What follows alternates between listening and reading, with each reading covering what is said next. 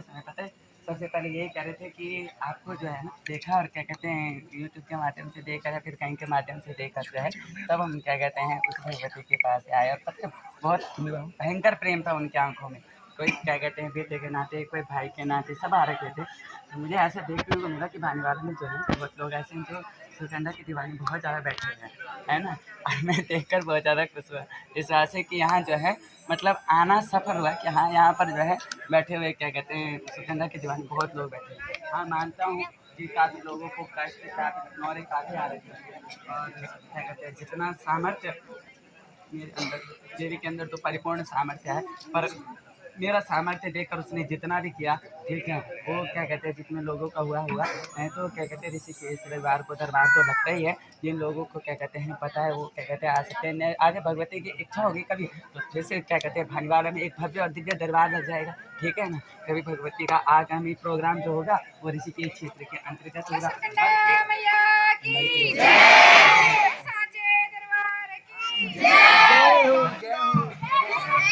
पर एक वादा चाहिए, वादा ये चाहिए कि आप लोग अपनी भक्ति बना के रखोगे, सबसे मेन भक्ति बना के रखोगे, कोई दूसरे मतलब उसमें नहीं जाएगा। देखो मैं ये नहीं कहता, देखो सबका अपना अपना धर्म है, कई लोग परेशान होकर सत्संग ले लेते हैं, कई लोग अन्य धर्म ले लेते हैं, पर जो हमारे देवी देवता है ना उसके बराबर कोई भी नहीं है, कोई भी नहीं हमारे उसके बराबर नहीं है। और उस चीज़ को चाहे कोई व्यक्ति आ जाए मैं खुद उसको चैलेंज करने को तैयार हो जाऊंगा उस समय पे, पर हमारे इष्ट से बढ़कर कोई कुछ नहीं, इष्ट से बढ़कर कुछ नहीं। और क्या कहते हैं जो दूसरे उसमें जाते फिर बोल भटक के वापस आना पड़ता है। तो इसीलिए क्या कहते हैं थोड़ा सा जिसका कहीं ना कहीं घर में दिक्कत जो भी परेशानी से चलने लगी थोड़ा धैर्य बना के रखना, वो लेट सुनेगी पर सुनेगी। अच्छा और जिस दिन उसने सुन लिया ना उस दिन उसके बाद कभी दिक्कत नहीं होती, उसके बाद कभी दिक्कत नहीं होती। छोटी मोटी परेशानी जीवन में चलती है, वो हर किसी के साथ है, मेरे साथ मेरे घर बैठ के बात ठीक है। तो क्या कहते हैं वो सारों के साथ चलते हैं, लेकिन जीवन का जीने का मजा तभी है जब कठिनाई झेली जाए। जिसने कठिनाई नहीं झेली होगी ना, जिसने जमीन पर पैर नहीं रखा होगा उसे कभी चलने का एहसास पता नहीं होगा, और जिसने चलने का एहसास जाना होगा ना वो दौड़ना भी जानता होगा, और जिसने दौड़ना जाना होगा वो अपनी मंजिल को प्राप्त करना जानता होगा।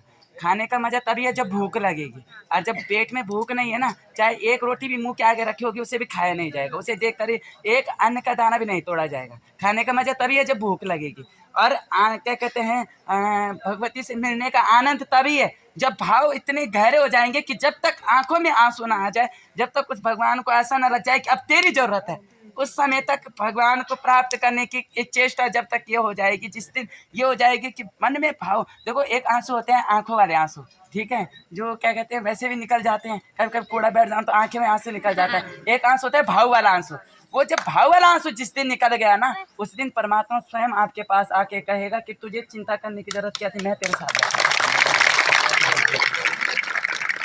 देखो भंडारी परिवार जी ने क्या कहते हैं यहाँ पर भगवती को मैंने बोला था कि क्या कहते हैं भगवती ने कहा हाँ मैं आऊँगी, तो उन्होंने कहा भगवती एक और काम करना है। क्या कहते हैं भगवती ने बोला कि यहाँ पर लोगों के कष्ट के निवारण करने के लिए अगर मैं खड़ी हो जाऊंगी तुम्हें कोई ऐतराज तो नहीं। उन्होंने कहा मुझे कोई ऐतराज नहीं, आप क्या कहते हैं जैसे मेरा भला किया वैसे सबका भला करो, ऐसी भावना सबके अंदर होनी चाहिए।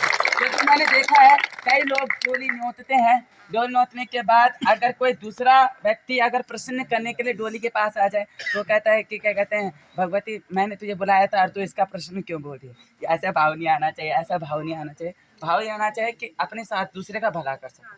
अगर आपका भला 1 रुपये का भला हो रहा है तो 25 पैसे का भला किसी का भी कर सकते हो, तभी आपके पास 75 पैसा बचेगा, 75 पैसा बचेगा। वो 75 पैसा आपके जीवन को सुख देगा कि वो 1 पैसा आपको अगर आपने उसे कह दिया ना कि मेरे पास वो 1 पैसा नहीं है, 1 रुपया नहीं है, 1 रुपया नहीं है, वो 1 रुपये नहीं का मतलब जब आप उस 1 रुपये को घर ले जा रहे होंगे ना आपके मन में बस यही बात चलेगी काश मैं इसमें से सिर्फ 10 पैसा भी उसको दे देता ना तो मेरा भला हो जाता, मेरा भला हो जाता। मैंने क्यों नहीं दिया, अच्छा उसने मुझसे अगर आप 10 पैसा उसके पास दे दोगे, 90 पैसा अपने पास रख दोगे ना तो आपके मन में एक खुशी होगी कि मैंने क्या कहते हैं चल 10 पैसा दिया, ये 90 पैसा मुझे वफा देगा। तो इंसान के अंदर ये भावना होनी चाहिए। ऐसी भावना जब उनके अंदर आए ना तो देखो आज सबका सब परिवार, ये मैं परिवार समझता हूँ। जो इसके पास खड़ा हो गया मेरे लिए वो परिवार है, वो परिवार है, वो मेरे से भी लगे नहीं, वो मेरे से भी अलग नहीं, वो मेरे लिए परिवार है। और जब परिवार बन गए तो एक चीज रखना अपने अंदर, उसकी आस्था रखना, उसका भाव रखना। जिस दिन भाव जा गया आपका काम स्वतः ही हो जाएगा, है ना? क्यों निगी जी? सही कहा ना? सही कहा, बिल्कुल सही कहा।